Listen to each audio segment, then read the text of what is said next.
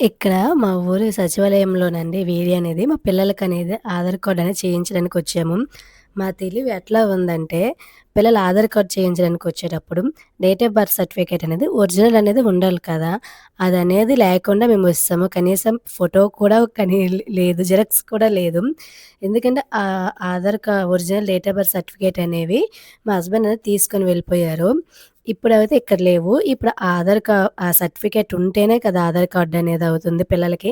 ఏ పిల్లలకేనండి ముందు date of birth certificate అయితేనే Aadhaar card అవుతుంది ఫస్టు పిల్లలకి చేసేటప్పుడు. ఇదనేది 5 ఇయర్స్ వరకు ఉంటుందట ఈ ఆధార్ కార్డ్. తర్వాత కొత్తది మళ్ళీ చేయించుకోవాలంట. గంటగా మళ్ళీ ఏం చేయాలో అర్థం కాక అది ఎలానో జిరాక్స్ అనేది ఆ ఫోటో అనేది మళ్ళీ ఆళ్ళకీళ్ళకి ఫోన్ చేసేసి మళ్ళీ ఆ జిరాక్స్ అనేది ఫోటో తెచ్చిన తర్వాత దాన్ని మళ్ళీ కలర్ జిరాక్స్‌గా తెచ్చేసి వాళ్ళకి చూపిస్తేనే అయ్యింది. ఇప్పుడు మా పెద్ద పాపకి ఫస్ట్ చేసాం కాలేదండి.